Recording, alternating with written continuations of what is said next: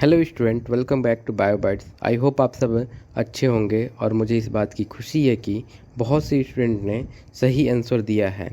जिस स्टूडेंट का आंसर गलत हो निराश ना हो, मैं आ गया हूँ सारे क्वेश्चंस का सलूशन लेकर के, और ये सबके लिए है जिसने सही किया है और जिसने गलत किया है, क्योंकि मैं सब ऑप्शंस को वन बाय वन डिटेल में एक्सप्लेन करूँगा। तो चलो अब हम अपने क्वेश्चंस को करते हैं जो मैंने ग्रुप पे प्रोवाइड कर रखा है।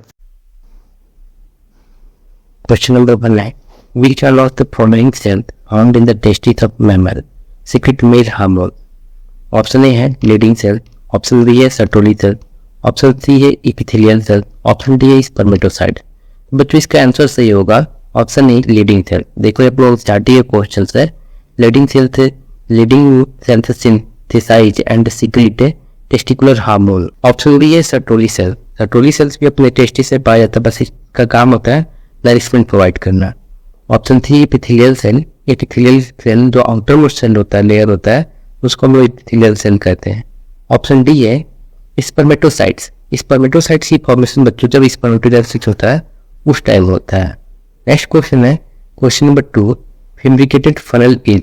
ऑप्शन ए है region of uterus, option B है part of urinary bladder, option C है part of oviduct, option D है नल ऑफ दीज। तो ऑप्शन नंबर सी सही होगा बच्चों, पार्ट ऑफ ओविडक्ट। देखो जो ये फिम्ब्रिया है, ये फिम्ब्रिया किसका पार्ट है? फैलोपियन ट्यूब का पार्ट है, और फैलोपियन ट्यूब को हम कहते हैं ओविडक्ट कहते हैं। देखो यहाँ आपने दे रखा है एनसीईआरटी में, फैलोपियन ट्यूब को हम लोग ओविडक्ट कहते हैं। क्वेश्चन नंबर 3 है oogenesis comprises। ऑप्शन ए है मल्टीप्लिकेशन फेज, ऑप्शन बी है ग्रोथ फेज, ऑप्शन सी है मैच्योरेशन फेज, ऑप्शन डी है ऑल ऑफ दीज। तो बच्चों इसका ऑप्शन डी सही होगा, ऑल ऑफ दीज, क्योंकि oogenesis से oogenesis पर जो मल्टीप्लिकेशन होता है, पहले जो ओवोनिया बन रखा है उस ओवोनिया का नंबर मल्टीप्लाई करेगा, फिर वो ग्रो करेगा, primary follicle, secondary follicle, tertiary follicle, फिर वो क्या करेगा मैच्योर होगा, जब उस पर क्या आ जाएगा ग्राफिन फॉलिकल आ जाएगा। इसलिए बच्चों ऑप्शन नंबर डी सही है, all of the. Next question है question number 4 the first step in reproduction at the cellular level. तो बच्चों इस सेलुलर लेवल पर रिप्रोडक्शन का फर्स्ट स्टेप पूछ रहा है। चलो हम लोग देखते हैं ऑप्शन। ऑप्शन ए है formation of special sex cell, option B है सेल डिवीजन, ऑप्शन सी है rapid increase in cell volume, option D है कंस्ट्रिक्शन ऑफ साइटोप्लाज्म। तो बच्चों कोई भी अगर रिप्रोडक्शन में पहला स्टेज उसका क्या होता है? सेल डिवाइड करना। सेल अपने नंबर में किसी डिवाइड करेगा, इसलिए ऑप्शन नंबर बी सही है, सेल डिवीजन। और क्वेश्चन नंबर 5 है बच्चों ovulation in human female normally take place during the menstrual cycle. अब ये क्वेश्चन पूछा कि ओवल्यूशन कब होता है, तो इसका हम ऑप्शन ए देख रहे हैं at the mid secretory phase, option B है just before the end of the secretory phase, option C है at the beginning of proliferative phase, option D है at the end of proliferative phase. तो बच्चों इसका option अगर देखेंगे option D सही होगा, eight the end of proliferative phase. क्योंकि देखो जैसे अपने एनसीईआरटी में डायग्राम देखो 2.9 में पहला फेज कौन सा है? मेंस्ट्रुएशन है, दूसरा स्टेज कौन सा है? प्रोलिफरेटिव फेज है, फिर तीसरा क्या होता है बच्चों? ओवल्यूशन होता है, फिर चौथा क्या होता है? ल्यूटियल फेज होता है। इसलिए जैसे ही अपना प्रोलिफरेटिव फेज एंड करता है वैसे ओवल्यूशन हो जाता है, इसलिए ऑप्शन नंबर डी इसका सही है। नेक्स्ट क्वेश्चन है बच्चों क्वेश्चन नंबर 6 है after ovulation graafian follicle regress into. Ovulation का ग्राफिन फॉलिकल किस में रिग्रेस होता है? तो वो अपना रिग्रेस होता है कॉर्पस ल्यूटियम में। चलो हम लोग ऑप्शन में आते हैं। ऑप्शन ए है कॉर्पस एट्रेशिया, ऑप्शन बी है कॉर्पस कोलेसम, ऑप्शन सी है कॉर्पस ल्यूटियम, ऑप्शन डी है कॉर्पस एल्बिकेंस। ऑप्शन बच्चों सी सही है, कॉर्पस ल्यूटियम। और सब बच्चों अपने सिलेबस में नहीं है, इसलिए मैं बहुत ज़्यादा उस पर फोकस नहीं कर रहा हूँ। नेक्स्ट क्वेश्चन है क्वेश्चन नंबर 7 है immediately after ovulation the mammal egg is covered by mammalian membrane known as। Option A है बच्चों कोरियन, ऑप्शन बी है जोना पेलोसिडा, ऑप्शन डी है कोरोना रेडिएटा, ऑप्शन डी है विटलाइन मेम्ब्रेन। तो बच्चों इसका ऑप्शन नंबर सी सही होगा, कोरोना रेडिएटा। देखो अपना जो है ओवल्यूशन के बाद ये फिगर है ओवम का क्या हो रखा है? कोरोना रेडिएटा से ये सराउंडेड हो जाता है, इसलिए ऑप्शन नंबर सी सही है। नेक्स्ट क्वेश्चन नंबर 8 है Which of the following event is correctly matched with the time period in a normal menstruation cycle?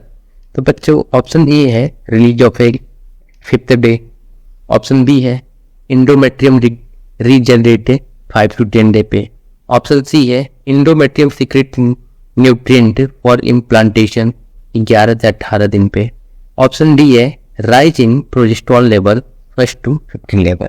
तो बच्चों में हम लोग देखते हैं कि रिलीज ऑफ एग, बच्चों एग का रिलीज 5वें दिन पे नहीं होता है, तो ऑप्शन पहले ही गलत है, ये तो 13 to 14 डे पे होता है ओवुलेशन, देख लो यहाँ पे।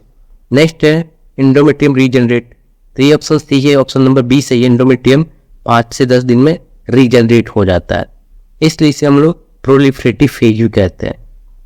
नेक्स्ट है question option number C, endometrium secrete nutrient for implantation 11 से 18 दिन पे।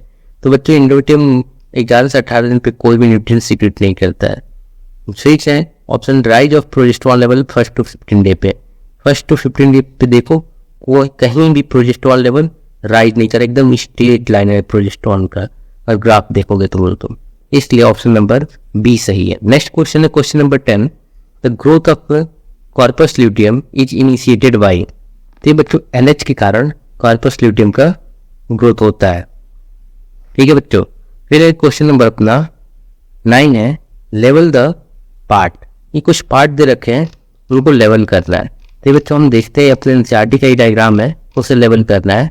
ये मैंने दे रखा है पहला वाला सबसे डायग्राम, देखो ये तो ऑप्शन यहाँ पे जो यूपिलेटरी डक्ट है वहाँ पे ए है, 2 का होगा रेक्टम, 3 का है यूट्रस, 4 का है वासा डिफरेंशियल, 5th का है सेमिनल वेसिकल, इसलिए ऑप्शन नंबर ए सी सही होगा बच्चों। नेक्स्ट क्वेश्चन है question number 11, in female the essential hormone for secondary sexual character are. Secondary sexual character के लिए कौन सा हार्मोन इसेंशियल होते हैं फीमेल के लिए, तो होता है बच्चा ईस्ट्रोजन होता है, ठीक है बच्चों, ईस्ट्रोजन, इसलिए ऑप्शन नंबर 20 का सही होगा ईस्ट्रोजन। नेक्स्ट क्वेश्चन है question number 12, corpus luteum found in, option A है ओवरी, ऑप्शन बी है ओविडक्ट, ऑप्शन सी है यूट्रस, ऑप्शन डी है वेजाइना। तो बच्चों इसका ऑप्शन नंबर ए सही होगा ओवरी।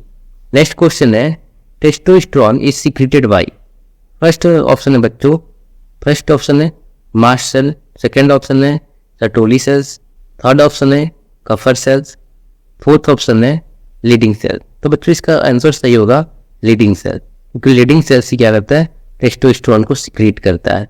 और बच्चों यहाँ पे सर्टोली सेल का काम तो मैंने पहले ही बता दिया हूँ क्या होता है। सर्टोली सेल का काम होता है नरिशमेंट प्रोवाइड करना। बच्चा 2 सेल बच्चों, मास्ट सेल बचा और कफर सेल्स बचा है। मास्ट सेल के बारे में जानते हैं, तो मास्ट सेल जो होता है जो भी इम्यून रिस्पॉन्स होता है उसके लिए वो रिस्पॉन्सिबल होता है, इम्यून रिस्पॉन्स देता है उसके लिए रिस्पॉन्स होता है मास्ट सेल। और कफर सेल्स बच्चों है वो लीवर से पाया जाता है, जो प्रोटेक्ट करता है लीवर को किस इन्फेक्शन से प्रोटेक्ट करता है। नेक्स्ट क्वेश्चन बच्चों क्वेश्चन नंबर 14 है, हाउ मेनी ओवा and the sperm would be produced from 100 secondary oocytes and 100 secondary spermatocytes during gametogenesis in human। Option A है 100 ओवा 100 स्पर्म, ऑप्शन बी है 100 ओवा 200 स्पर्म, ऑप्शन सी है 50 ओवा 100 स्पर्म, ऑप्शन डी है 200 ओवा 200 स्पर्म। तो बच्चों हम लोग देखते हैं कि जो अपना सेकेंडरी oocytes है, देखो ये सेकेंडरी oocytes है, सेकेंडरी oocytes से क्या बच्चों बनता है ओवम बनता है और सेकेंडरी पोलर बॉडी बनता है। और सेकेंडरी पोलर बॉडी क्या होता है बच्चों डीजेनरेट होता है, सिर्फ सिंगल ओवम बनता है, इसलिए जितना सेकेंडरी oocytes उतना ही क्या होगा बच्चों ओवम होगा। नेक्स्ट हम लोग देखते हैं 100 सेकेंडरी स्पर्मेटोसाइट्स के बारे में।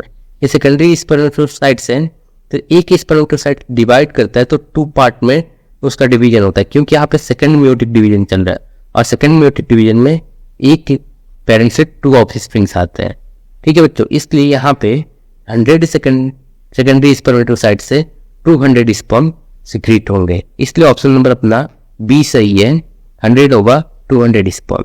नेक्स्ट क्वेश्चन है बच्चों क्वेश्चन नंबर 15 है, in most mammals testis are located in scrotal sac for. Option A है सेक्स डिटर्मिनेशन, ऑप्शन बी है sperm develop in cooler condition, option C है independent function of kidney, option D है more space to visceral organ. तो बच्चों यहाँ पे देखो option C तो ऐसे ही यहाँ पे कट होगा क्योंकि किडनी से कोई रिलेशन ही नहीं है, तो इसको पहले ही कट कर दो। ऑप्शन इसका बी सही होगा। इस देखो ये अपने एनसीईआरटी क्वेश्चन है, testis situated outside the abdominal cavity with in the pouch scrotum helping maintaining the low temperature. तो इसलिए ऑप्शन नंबर बी सही होगा। Sperm develop in cooler condition, वो कूलर कंडीशन में डेवलप होता है, इसलिए ऑप्शन नंबर बी सही है।